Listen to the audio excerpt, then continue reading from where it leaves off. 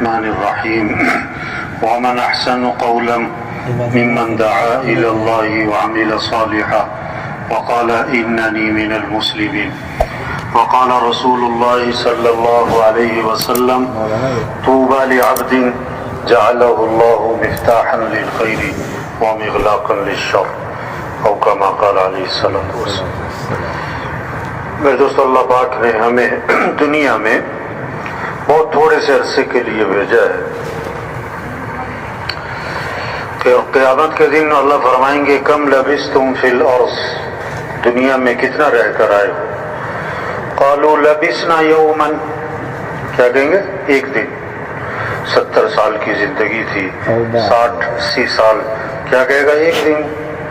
پھر کہے گا نہیں، بعض یوم، دن کا بھی تھوڑا سا حصہ، تھوڑا سا حصہ، بہت چھوٹی زندگی، بہت چھوٹی زندگی۔ ہاں، ریت کا ذرہ بہت چھوٹا سا ہوتا ہے، پہاڑ بہت بڑا ہوتا ہے، لیکن جب ریت کا ذرہ آنکھ میں پڑ جائے تو پہاڑ بھی نظر نہیں آتا، آنکھیں بند ہو جاتی۔ یہ دنیا بہت چھوٹی ہے، آخرت بہت بڑی ہے، لیکن جب دنیا دل و دماغ میں گھس جائے تو آدمی آخرت سے غافل ہو جاتا ہے۔ اصل زندگی آخرت کی ہے۔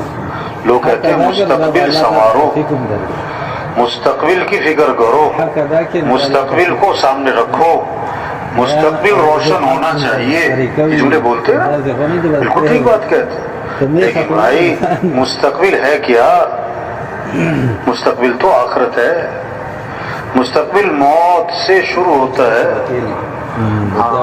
مستقبل موت سے شروع ہوتا ہے۔ موت خاتمہ نہیں، موت کیا کہتے ہیں؟ انتقال دنیا سے آخرت کی طرف، عارضی زندگی سے ہمیشہ کی زندگی کی طرف۔ موت کا کیا مطلب؟ جو نظر آ رہا تھا نظر آنا بند ہو گیا، جو نظر نہیں آ رہا تھا وہ نظر آنا شروع ہو گیا، جو غیب میں تھا مشاہدے میں آ گیا، جو مشاہدے میں تھا وہ غیب میں چلا گیا۔ ہاں، اصل آخرت ہے، موت کے بعد کی زندگی ہے جو کبھی ختم نہ ہوگی، کبھی ختم۔ ایک کام آدمی نے سال بعد کرنا ہوتا ہے، ایک کام مہینے بعد کرنا ہوتا ہے، اور ایک کام آدمی نے کل کرنا ہے، کل۔ ایک کام سال بعد، ایک مہینے بعد، اور ایک کام کل۔ تو کس کام کو ترجیح دے گا؟ کون سا کام دل و دماغ پہ چھایا ہوا ہوگا؟ کل والا۔ کیوں کہ یہ تو کل ہے، وہ تو مہینے بعد کرنا ہے، وہ تو سال بعد کرنا ہے بھائی، یہ کل والا کام اس کو دیکھو بھائی۔ اللہ نے آخرت کو کس سے تعبیر فرمایا؟ کل۔ یا ایھا الذین آمنوا اتقوا اللہ، اے ایمان والو اللہ سے ڈرو، وَلْتَنْظُرْ نَفْسٌ مَّا قَدَّمَتْ لِغَدٍ، اور دیکھو کل کے لیے کیا تیاری کی ہے۔ کل، کل، جیسے کل سر پہ ہے، آخرت سر پہ، آخرت سر پہ۔ موت کے بعد یا جنت یا جہنم، تیسری کوئی جگہ نہیں بھائی۔ فریق فی الجنت و فریق فی السعیر، ایک گروہ جنت میں اور ایک گروہ جہنم میں۔ جتنے بھی لوگ دنیا میں آئے چلے گئے موجود ہیں، سب مرنے کے بعد یا جنت یا جہنم، یا جنت یا جہنم۔ ہاں، کامیاب کون ہے؟ ناکام کون ہے؟ اللہ نے فیصلہ فرمایا، ہمارے پر نہیں چھوڑا۔ کامیاب کون ہے؟ فَمَنْ زُحْزِحَ عَنِ النَّارِ وَأُدْخِلَ الْجَنَّةَ فَقَدْ فَازَ، جو جہنم سے بچا لیا گیا اور جنت میں داخل کر دیا گیا، یہ کامیاب ہو گیا۔ یہ کامیابی، دنیا کا بادشاہ تھا مر کے جہنم میں گیا، ناکام ہے۔ دنیا کا فقیر تھا مر کے جنت میں گیا، کامیاب ہے۔ 10 کنال کے بنگلے میں زندگی گزاری، مر کے جہنم، ناکام ہے۔ 2 مرلے کے گھر میں زندگی گزاری، مر کے جنت، یہ کامیاب ہے۔ سائیکل پہ زندگی گزاری، مر کے جنت، کامیاب ہے۔ جہاز پہ زندگی گزاری، مر کے جہنم، ناکام ہے۔ کامیابی کیا ہے؟ ناکامی کیا ہے؟ ہاں، اللہ نے باتیں صاف فرمائی ہیں۔ اب ساری دنیا کے انسان جہنم سے بچ جائیں اور ساری دنیا کے انسان جنت میں چلے جائیں، اس لیے اللہ نے انبیاء علیہ السلام کو بھیجا ہے۔ جیسے ماں باپ کو اپنے بچوں سے تعلق ہوتا ہے نا، بچوں کی رہنمائی کر دے، بیٹا یہ کرنا، بیٹا یہ نہ کرنا، بیٹا یہ صحیح، بیٹا یہ غلط ہے، بیٹا یہ اچھا ہے، یہ برا ہے، بیٹا اس میں فائدہ ہے، بیٹا اس میں نقصان ہے۔ اللہ کو اپنے بندوں سے جو تعلق ہے وہ ماں باپ سے جتنا بچوں کو اس سے بھی زیادہ ہے. اللہ نے بندوں کی رہنمائی کے لیے انبیاء کو بھیجا ہے. انبیاء علیہ السلام دنیا میں کس لیے ہے؟ رہنمائی، صحیح راستہ دکھانا. ہاں، صحیح کیا ہے، غلط کیا ہے، اچھا کیا ہے، برا کیا ہے، نفع کس میں، نقصان کس میں، کامیابی کا راستہ کون سا، ناکامی کا راستہ کون سا. انبیاء علیہ السلام انسانوں کی رہنمائی کے لیے ہے، صحیح راستہ دکھانے کے لیے ہے. اب قیامت تک کوئی نبی، بولو بھائی، حضرت محمد مصطفیٰ صلی اللہ علیہ وسلم آخری نبی ہیں، آپ کے بعد کوئی نبی نہیں آئے. اب انبیاء والا کام، انبیاء والی محنت، انبیاء والی فکر، سوچ اللہ نے اس امت کو دی ہے. ہاں، نبی کا غم کیا ہے، نبی کی سوچ کیا ہے. حضرت عائشہ رضی اللہ عنہا نے دیکھا کہ حضرت حضور صلی اللہ علیہ وسلم بہت خوش ہیں، بہت خوش ہیں. عرض کی اللہ کے رسول میرے لیے دعا فرما. آپ نے کیا دعا کی؟ اللہ عائشہ کے گناہوں کو معاف فرما، اگلے پچھلے ظاہری پوشیدہ، اللہ عائشہ کی مغفرت فرما. حضرت عائشہ بہت خوش ہوئی. آپ نے فرمایا یسرو کی دعائی، عائشہ میری دعا بڑی پسند آئی، بہت خوش ہو رہی کہ جی ہاں آپ نے میرے لیے مغفرت کی دعا مانگی، میں اس لیے خوش ہو رہی ہوں. آپ نے کہا عائشہ اللہ کی قسم میں یہ دعا اپنی امت کے لیے ہر نماز میں مانگتا ہوں. یہ نبی کا غم، یہ نبی کی سوچ، یہ نبی کی فکر. سارے انسان جہنم سے بچ، سارے انسان جنت میں چلے جائیں. ہاں، تبلیغ میں کیا کہہ رہے ہیں؟ یہ مجمع کس لیے، یہ اجتماع کس لیے، یہ تبلیغ، یہ چلہ بھائی، یہ سروزہ بھائی، اجتماع میں آؤ بھائی، یہ کیا کہہ رہے ہیں؟ کہ ہم اپنی حیثیت کو پہچانیں، ہم اپنی ذمہ داری کو پہچانیں، ہم اپنی زندگی کے مقصد کو پہچانیں. ہم دنیا میں کس لیے آئے؟ ظلم کسے کہتے ہیں؟ ظلم کہتے ہیں وضع الشیء فی غیر محلی، جو چیز جہاں کے لیے بنائی گئی وہاں نہ لگانا، یہ ہے ظلم. یہ جان، یہ مال، یہ وقت، یہ زندگی، یہ صحت، یہ طاقت، یہ استعداد، یہ قوت جو بھی ہے اللہ نے دی کس لیے؟ اللہ کے دین کے پھیلانے پر لگاتے، اللہ کے کلمے کو دنیا میں بلند کرنے پر لگاتے، انسانیت کی ہدایت کی فکر کر. وہ صلاحیت کہاں لگ گئی؟ وہ مال کمانے پر. مال کا عجیب بات، بہت عجیب بات. کیا؟ جس کے پاس پیسے نہیں ہیں نا وہ پیسہ کمانے میں لگا ہوا ہے، اور جس کے پاس پیسے ہیں وہ بھی پیسہ کمانے میں لگا ہوا ہے. کیسی عجیب بات ہے. اور اس کے پاس بہت زیادہ پیسے ہیں نا وہ بھی پیسہ کمانے میں لگا ہوا ہے. کھا رہے ہیں کس لیے؟ کمانے کے لیے. کما رہے ہیں کس لیے؟ کھانے کے لیے. آدمی 30-40 سال جو ہے نا جان لگا دیتا ہے، جان لگا دیتا ہے مال کمانے پر، پھر اگلے 20-25 سال مال لگا دیتا ہے جان بچانے پر. پہلے 30-40 سال وہ اپنی صحت خراب کرتا ہے مال کے لیے، پھر مال لگاتا ہے صحت بنانے کے لیے. 5 چیزوں پر صلاحیت لگ رہی ہے اس وقت، قوت لگ رہی ہے، جان لگ رہی ہے 5 چیزوں پر. کیا؟ سب سے پہلے کھانے پر. کھاؤ کھاؤ کھاؤ کھاؤ کھاؤ تو دکان بازاروں میں جاؤ، کھانا پینا کھانا پینا کھاؤ. یعنی اتنا کا کھا جاتے ہیں اور اتنا کا کھا رہے لوگ کہ اس کھانے کو ہضم کرنے کے لیے بھی کچھ کھانا ہی پڑ رہا ہے انہیں. حضرت عائشہ زانہ فرماتی ہیں ایک چاند، دوسرا چاند، تیسرا چاند، یعنی 2 ماہ گزر جاتے تھے ہمارے گھروں میں آگ نہیں جلا کرتی تھی.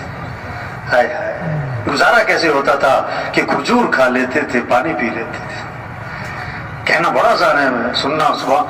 بس سوچے تو اسے 2 مہینے آگ نہیں جلی، زور نہیں لگایا کھانوں پر، زور لگا کھانوں پر. حضور صلی اللہ علیہ وسلم نے فرمایا بدترین برتن جس کو بھرا جائے وہ کیا ہے؟ پیٹ. پیٹ. دوسرا زور لگ گیا کس پر؟ کپڑوں پر. دے سوٹ پہ سوٹ، دے جوڑے پہ جوڑے. یہ مستورات کو ایک پریشانی پتہ کیا ہوتی ہے؟ کہ الماری میں جگہ نہیں ہے، اور اگلی پریشانی یہ ہوتی ہے کہ سوٹ لینے جانا ہے، جگہ پہلے ہی نہیں ہے. اور تیسری پریشانی یہ ہوتی ہے کہ اتنے سارے سوٹ ہیں، پہننا کون سا ہے. اور جب کہیں سے واپس آتی ہے تو زیادہ پریشانی ہوتی ہے. کیوں؟ کہ ایسا تو فلانی نے بھی پہنا ہوا تھا. کہاں زور لگ گیا، کہاں زور لگ گیا. حضرت عروہ رضی اللہ عنہ، حضرت عائشہ رضی اللہ عنہ کے بھانجے فرماتے ہیں کہ خالہ نے 70,000 درہم لوگوں میں تقسیم کر دیے اور خالہ کے کپڑوں پر پیبند لگے ہوئے تھے. خالہ کے کپڑوں پر ہاں زور نہیں لگایا، کپڑوں زور نہیں لگایا. حضور صلی اللہ علیہ وسلم نے عائشہ سے فرمایا کہ عائشہ اگر آخرت میں میرے ساتھ رہنا ہے تو 3 باتوں کا اہتمام کرنا. اللہ کے نبی کو زیادہ محبت عائشہ سے تھی. آپ نے فرمایا کہ اللہ نے بیویوں میں عدل کرنے کا حکم دیا تو میں ظاہری عدل تو کرتا ہوں لیکن میرا دل عائشہ کی طرف مائل ہے، یہ میرے اختیار میں ہے. تو آپ نے کیا فرمایا کہ اگر آخرت میں میرے ساتھ رہنا ہے تو 3 باتوں کا اہتمام کرنا. پہلی بات فرمائی کہ عائشہ اس وقت تک کپڑوں کو پرانا سمجھ کے نہ چھوڑ دینا جب تک کہ ان پر پیوند نہ لگ جائے، جب تک کہ ان پر. دوسری بات فرمائی کہ عائشہ مالداروں کے پاس بیٹھنے سے اپنے آپ کو بچانا، کیونکہ آدمی کے اندر مال کی پھر طمع اور حرص اور لالچ اور دوڑ میں لگ جاتا ہے. اور تیسری بات فرمائی کہ عائشہ دنیا سے اتنا توشہ لینا جو ایک مسافر کے لیے کافی ہوتا ہے، زیادہ لمبے چوڑے چکر میں نہ پڑ جائے. تو زور غلط جگہ لگایا تھا اس میں، کیا کھانوں پر، دوسرا کپڑوں پر، تیسرا زور لگ گیا کس پر؟ تعمیرات پر، مکانوں پر. آپ صلی اللہ علیہ وسلم نے فرمایا کہ جب آدمی کے مال میں برکت نہیں رہا کرتی تو تعمیرات پر لگا کرتا ہے. اذا لم یبارک فی مال العبد یجعلہ فی الماء والطین، جب برکت نہیں تو تعمیرات پہ مال لگتا ہے. قیامت کی نشانی بتائی، یتطاولون فی البنیان، اونچی اونچی عمارتیں، بڑے بڑے پلازے، کہ یہ قیامت کی نشانی. ایک صحابی نے ذرا اونچا مکان بنا لیا، حضور صلی اللہ علیہ وسلم نے ان کے سلام کا جواب نہیں دیا. فرمایا یہ کس کا ہے، یہ مکان کس کا ہے؟ کہ جی فلاں کا ہے. آپ خاموش ہو گئے. اور حدیث کے الفاظ ہیں فَحَمَلَهَا فِي نَفْسِهِ، لیکن آپ نے اس بات کو اپنے دل میں رکھا کہ اچھا ایسے مکان بنانے شروع کیے. کچھ دنوں بعد وہ صاحب خانہ حاضر خدمت ہوئے، آپ کو سلام کیا، فَأَعْرَضَ عَنْهُ، آپ نے اعراض فرمایا. پھر سلام کیا، پھر اعراض فرمایا. صحابہ سے پوچھا حضور میرے سلام کا جواب نہیں دے رہے. بتایا کہ تمہارے گھر کے پاس سے گزرے تھے، پوچھ رہے تھے کس کا ہے. سمجھ گئے کہ اللہ کے نبی کو میرا گھر پسند نہیں آیا. فَهَدَمَهَا حَتَّى سَوَّاهَا بِالْأَرْضِ، گرا دیا حتیٰ کہ زمین کے برابر کر دی. دوبارہ آپ کا گزر ہوا، فرمایا ما فعلت القبہ، وہ قبہ نما مکان تھا کیا بنا؟ تو صحابہ نے آپ کو ساری بات سنائی. اس پر آپ نے فرمایا کل بناء وبال على صاحبه الا مالا، ہر تعمیر کرنے والے پر وبال کا باعث بنے گی سوائے اس تعمیر کے جو ضرورت کی ہو، سوائے اس تعمیر کے جو ضرورت کی ہو. تو زور غلط جگہ لگ گیا نا، کھانوں پر، کپڑوں پر، مکان پر. اور چوتھا زور لگ گیا شادیوں پر. کس پر زور لگ رہا ہے؟ 2 سال تیاری، 3 سال تیاری. یہ بھی ہونا چاہیے. شادی کے موقع پہ ایک فہرست بناتے ہیں لوگ، یہ بھی کرنا ہے، یہ بھی کرنا ہے، یہ بھی ہونا ہے، یوں بھی کرنا ہے، نوں بھی کرنا ہے. ان سے پوچھو بھئی یہ سب کچھ کیوں کرنا ہے؟ ان کا جواب پتہ کیا ہوتا ہے؟ کہ یہ سب کچھ کرنا پڑتا ہے. یہ جواب ہے، نہ گزر نہ پاؤں. ان سے پوچھو یہ سب کچھ کیوں کرنا پڑتا ہے تو اس کا بہت خوبصورت جواب دیتے ہیں، آپ کو پتہ نہیں ہے کرنا پڑتا ہے. آپ کو پتہ نہیں ہے کرنا پڑتا ہے. شریعت کا مزاج شادی سادی، سستی، آسان، جلدی. اللہ کے نبی نے فرمایا برکت والا نکاح وہ ہے جس میں کم سے کم مشقت ہو، کم سے کم خرچ. شادی میں 2 چیزیں، نکاح اور ولیمہ. نکاح کے لیے بہتر ہے مسجد میں ہو، اور ولیمہ حضور صلی اللہ علیہ وسلم کا ہوا، آپ نے صحابہ کو کھجوریں کھلائیں اور ولیمہ ہو گیا. اور ایک ولیمہ اللہ کے نبی کا تھا، آپ نے سارے مدینہ منورہ کو کھانا کھلایا. اگر کسی نے زور دکھانا ہے تو ولیمے میں بلاؤ سب کو، سارے خاندان کو، سارے علاقے والوں کو کھانا کھلاؤ. لیکن ایک بات آپ نے فرمائی، بدترین ولیمہ ہے جس میں مالداروں کو بلایا جائے اور غریبوں کو نہ بلایا جائے. زور غلط جگہ لگ گیا شادیوں پر. 5واں زور لگ گیا کس پر؟ سواریوں پر. 5واں زور سواری پر لگ گیا. صحابہ کا ایک سفر ایسا تھا پاؤں میں جوتا بھی نہ تھا.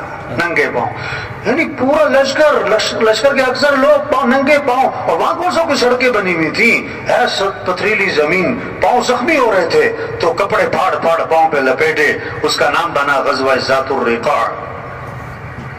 تبلیغ کیا ہے؟ اجتماع کس لیے بھائی؟ ہم اپنی حیثیت کو پہچانیں، اپنے کام کو، ذمہ داری کو، زندگی کے مقصد کو، صلاحیت کہاں لگانی ہے۔ یہ 5 ضرورتیں ہیں، اس کو سادگی پر لائیں۔ کھانا، لباس، مکان، شادی، سواری، بقدر ضرورت۔ اصل جو زور لگے، ہمارا صلاحیت لگے، وہ کس پر؟ اللہ کا دین دنیا میں چمک جائے، اللہ کا کلمہ بلند ہو جائے، سارے انسانوں کو ہدایت مل جائے۔ ہم مسلمان ہیں، مسلمان، اور اسلام چمکے گا تو مسلمان چمکے گا، اسلام کو عزت ملے گی تو مسلمان کو عزت ملے گی۔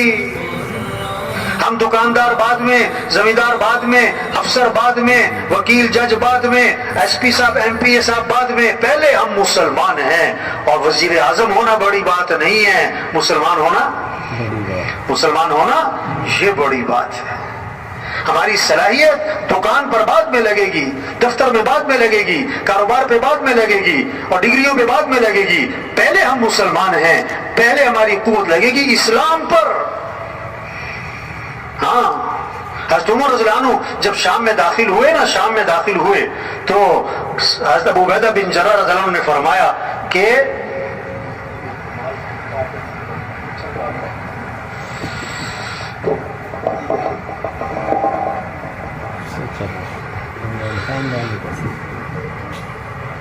حضرت عمر رضی اللہ عنہ کو حضرت عبیدہ بن جراح رضی اللہ عنہ نے عرض کیا، ذرا سواری بدل لیں، کپڑے بدل لیں،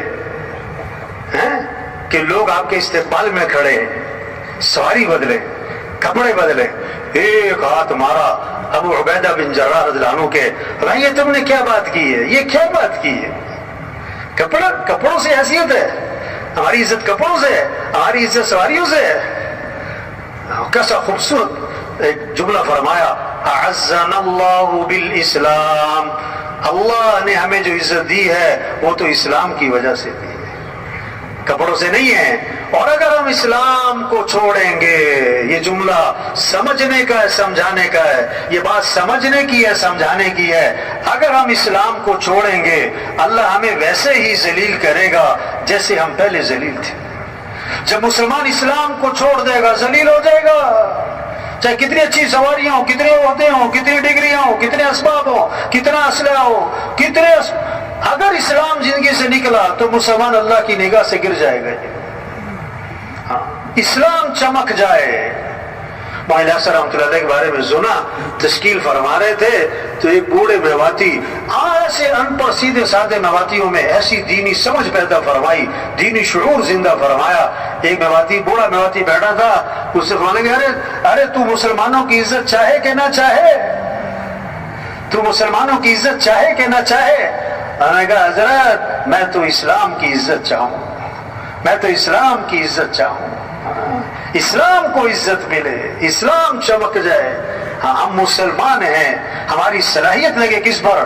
اسلام کے چمکانے پر، اللہ کے کلمے کو بلند کرنے پر، دین کی سرفرازی پر، دین کی سربلندی پر۔ یہ جان، یہ مال، یہ وقت، یہ زندگی، یہ صحت، اس کا سب سے پہلا بڑا اہم مصرف اللہ کا دین دنیا میں چمک جائے، اللہ کا کلمہ دنیا میں بلند ہو جائے، سارے انسانوں کو ہدایت مل جائے۔ تو سب سے پہلی بات یہ سارا مجمع نیت کرے، ہمیں اپنی صلاحیت دین کے پھیلانے پر لگانی ہے انشاءاللہ۔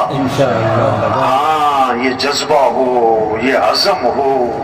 کہاں صلاحیت لگا دی پکڑ کے؟ پیسہ کمانے پر، دکان بنانے پر، 1 سے 2 دکان، 2 سے 4 دکان، لاکھ سے کروڑ، کروڑ سے، اس چکر میں زندگی لگا دی۔ توبہ توبہ توبہ، یہ ظلم ہوا۔ ظالم کی دعا قبول، ظالم کی دعا قبول نہیں ہوتی۔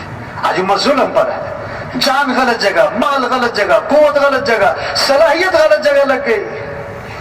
اس پر ہم اللہ سے معافی مانگیں جو ہماری زندگی گزر گئی، 30 سال 40 سال 50 سال جو اللہ کے دین کے پھیلانے پر لگاتی، اعلاء کلمت اللہ پر لگتی، اللہ کے دین کی سربلندی پر لگتی، وہ لگ گئی مال کمانے پر، خواہشات کے پورا کرنے پر، یہ ہم سے ظلم ہوا، اس پر ہم اللہ سے معافی مانگیں، اور جو بقیہ زندگی ہے اس کے بارے میں عزم کریں، اس کو دین کے پھیلانے پر لگائیں گے انشاءاللہ۔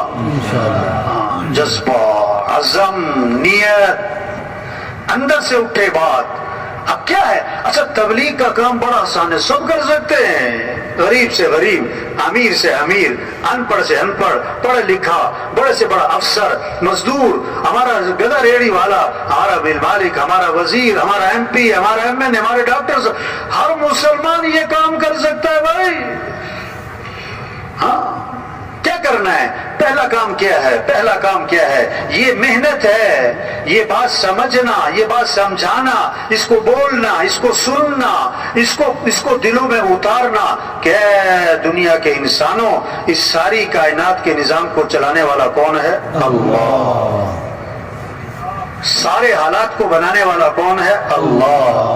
خوشیاں دینے والا کون ہے؟ اللہ۔ حالات کو بنانے والا کون ہے؟ اللہ۔ حالات کو بگاڑنے والا کون ہے؟ اللہ۔ سب کس کے محتاج ہیں؟ اللہ کے۔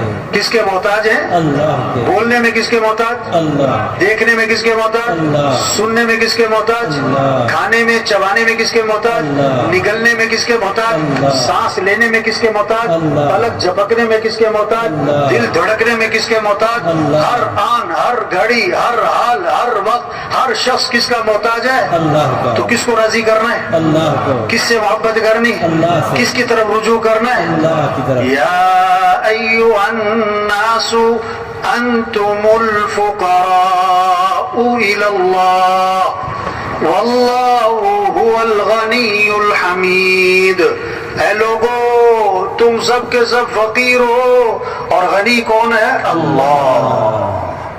سب مخلوق اور خالق کون؟ اللہ۔ سب محکوم اور حاکم کون؟ اللہ۔ سب ضعیف ہیں، قوی کون؟ اللہ۔ سب عاجز ہیں، قادر کون؟ اللہ۔ کچھ نہ تھا کائنات میں اور کون تھا؟ اللہ۔ اور پھر کچھ نہ رہے گا، کون رہ جائے گا؟ اللہ۔ اول بھی کون؟ اللہ۔ آخر بھی کون؟ اللہ۔ بھائی یہ موبائل بند کرو، غلط بات ہے، بات کو دھیان سے سننا چاہیے۔ تبلیغ کا مزاج بات کو سنو، سمجھو، عمل کرو، آگے پہنچاؤ۔ دیکھو یہ ماحول خراب کر دی، بات ایک چل رہی تھی، لا الہ الا اللہ، اس کا کیا مطلب؟ لا مطلوب الا اللہ، لا مقصود الا اللہ، لا معبود الا اللہ، لا محبوب الا اللہ۔ مطلوب بھی کون؟ اللہ۔ مقصود بھی کون؟ اللہ۔ معبود بھی کون؟ اللہ۔ محبوب بھی کون؟ اللہ۔ جسے اللہ ملا اسے سب کچھ ملا، اسے سب کچھ ملا، جسے اللہ نہ ملا اسے کچھ نہ ملا۔ تو دوڑ لگاؤ کس کی طرف؟ اللہ کی۔ فَفِرُّوا إِلَى اللَّهِ، اے دنیا کے انسانوں دوڑ لگاؤ کس کی طرف؟ اللہ۔ اللہ پڑھنے کیا پڑھنے بھائی؟ آیت الکرسی پڑھنے میں کتنی دیر لگے گی؟ بولو بھائی، آدھا گھنٹہ لگ جائے گا؟ کتنی دیر لگے گی؟ 1 منٹ بھی نہیں۔ آپ صلی اللہ علیہ وسلم نے فرمایا جو فرض نماز کے بعد آیت الکرسی پڑھے گا، اس کے اور جنت کے درمیان اس کی موت کا فاصلہ ہے، مرتے ہی سیدھا جنت میں جائے گا۔ واہ واہ، یہ شوق پیدا ہو جائے۔ آپ صلی اللہ علیہ وسلم نے فرمایا جو فجر کی نماز کے بعد 7 مرتبہ پڑھے اللہم اجرنی من النار، اللہم اجرنی من النار، اگر مغرب تک موت آ گئی اللہ جہنم کی آگ سے بچا لے گا، اور مغرب میں پڑھ لیا اور فجر تک موت آ گئی اللہ جہنم کی آگ سے بچا لے گا۔ یہ شوق پیدا ہو، عمل کا شوق، نماز کا شوق، قرآن کا شوق۔ ہر گھر میں ماشاءاللہ قرآن پاک رکھے ہوئے نا، ہر سب نے۔ اب گھر کا ہر فرد قرآن پڑھے، گھر کا ہر فرد قرآن پڑھے، اللہ کا کلام ہے، نور ہی نور ہے، برکت ہی برکت ہے، رحمت ہی رحمت ہے، خیر ہی خیر ہے۔ گھروں سے شیطانی اثرات ختم، گھروں سے نحوستیں ختم، گھروں سے پریشانیاں ختم قرآن کی برکت سے۔ لوگ کہتے ہیں کوئی وظیفہ بتاؤ، ان سے کوئی قرآن پڑھا کرو، کہتے نہیں کوئی وظیفہ بتاؤ۔ قرآن کو کیا سمجھتے ہیں کہ نہیں یہ تو ایک عام سی بات ہے، کوئی وظیفہ بتاؤ۔ بھائی قرآن پڑھو بھائی، قرآن پڑھو بھائی، ہر گھر میں قرآن ہو۔ واہ واہ، پورا علاقہ، یہ پورے دیہات، یہ محلے، خاندان، یہ جھونپڑوں والے، یہ محل والے، ہر گھر میں قرآن پڑھا جائے، قرآن پڑھا جائے، رحمت آئے گی، برکتیں آئیں گی، فرشتے اترے۔ اچھی بات، ایک صحابی رضی اللہ عنہ نے رات کو نیت باندھی اور قرآن پڑھنا شروع کیا، قرآن پڑھنا شروع کیا۔ ان کا بیٹا سو رہا، گھوڑا بندھا ہوا، تو ایک دم جب انہوں نے قرآن پڑھا نا، گھوڑا بچکنے لگا، اچھلنے لگا، اچھل۔ یہ ڈر گئے کہ کہیں گھوڑے کا پاؤں بچے پر نہ آ جائے، یہ خاموش ہو گئے تو گھوڑا بھی ٹھہر گیا۔ انہوں نے پھر قرآن پڑھا، پھر گھوڑا بچکا، یہ قرآن پڑھے، گھوڑا بچکے، حیران ہوئے۔ جب سلام پھیرا تو دیکھا کہ ایک نور ہے، نور سفید بادل کی طرح، نور ہی نور ہے اوپر آسمان، اور آسمان کی طرف اٹھتا چلا جا رہا ہے، اٹھتا چلا جا رہا ہے۔ ان کے دیکھتے ہی دیکھتے آنکھوں سے اوجھل ہو گیا، آسمان کی طرف اٹھ کے چلا گیا۔ یہ بڑے حیران کہ یہ کیا چیز ہے۔ صحابہ کی عادت تھی ہر بات حضور صلی اللہ علیہ وسلم سے جا کے بتاتے، تذکرہ کرتے۔ اللہ کے نبی کی خدمت میں حاضر ہوئے، عرض کی رات حضور میں قرآن پڑھتا تھا تو میرا گھوڑا اچھلتا تھا، جب میں نے سلام پھیرا تو میں نے دیکھا ایک نور ہے سفید بادل کی طرح، آسمان کی طرف اٹھتا چلا جا رہا، آنکھوں سے اوجھل۔ یہ کیا تھا؟ آپ صلی اللہ علیہ وسلم نے فرمایا یہ آسمان سے فرشتے اترے تھے تمہارا قرآن سننے کے لیے۔ واہ واہ، آسمان سے کون اترے؟ فرشتے۔ ہمارے جھونپڑا والا، جھونپڑے والا، کچے مکان والا، پکے مکان والا، محل والا قرآن پڑھے، بیٹا قرآن پڑھے، بیٹی قرآن پڑھے، بہو قرآن پڑھے، بچیاں قرآن پڑھے، بچے قرآن پڑھے، دادا قرآن پڑھے، دادی قرآن پڑھے، پوتا پوتی قرآن پڑھے۔ یہ محنت ہو رہی، شیطانی اثرات ختم، نحوستیں گھروں سے ختم، گھروں میں برکتیں آئیں گی قرآن سے، اللہ کے ذکر سے۔ الا بذکر اللہ تطمئن القلوب، کان کھول کے سنو، دلوں کا اطمینان اللہ کی یاد میں ہے، مال میں نہیں، چیزوں میں نہیں، عہدوں میں نہیں، گاڑیوں میں نہیں، دلوں کا اطمینان کس میں ہے؟ بولو بھائی، اللہ کا نام۔ وَلَذِكْرُ اللَّهِ أَكْبَرُ، اللہ کی یاد، اللہ کا ذکر، یہ بہت بڑی بات ہے، بہت بڑا نام اللہ کا نام۔ اللہ کا نام لے بھائی۔ آپ صلی اللہ علیہ وسلم نے فرمایا لا الہ الا اللہ، اس کا اقرار کثرت سے کرتے رہا کرو، پہلے اس سے کہ وہ وقت آ جائے کہ تم یہ کلمہ کہہ نہ سکو۔ جو مر گیا اس کے پاس کلمہ پڑھنے کا وقت، بولے بھائی ختم۔ ہم ابھی زندہ ہیں، ہمارے پاس وقت ہے کہ ہم کیا پڑھیں؟ لا الہ الا اللہ، لا الہ الا اللہ۔ آپ صلی اللہ علیہ وسلم نے فرمایا اپنے ایمان کو تازہ کرتے رہا کرو۔ صحابہ نے عرض کیا حضور ایمان کو کیسے تازہ کریں؟ تو فرمایا لا الہ الا اللہ، اس کو کثرت سے پڑھا کرو۔ گاڑی پہ جا رہے، پیدل جا رہے، سواری پہ جا رہے، جہاز پہ جا رہے، گدا ریڑھی پہ جا رہے، کیا پڑھتے ہوئے جاؤ؟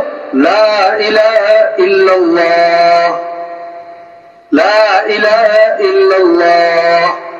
آپ صلی اللہ علیہ وسلم نے فرمایا جو 100 مرتبہ پڑھے روزانہ لا الہ الا اللہ، لا الہ الا اللہ، جب قیامت کے دن اٹھے گا تو اس کا چہرہ 14ویں رات کے چاند کی طرح چمک رہا۔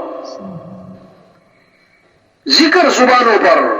آپ صلی اللہ علیہ وسلم نے فرمایا جو کثرت سے درود شریف پڑھے گا جنت میں اسے میرا پڑوس ملے گا۔ واہ واہ، کون کون چاہتا ہے نبی کا پڑوس جنت میں بھائی؟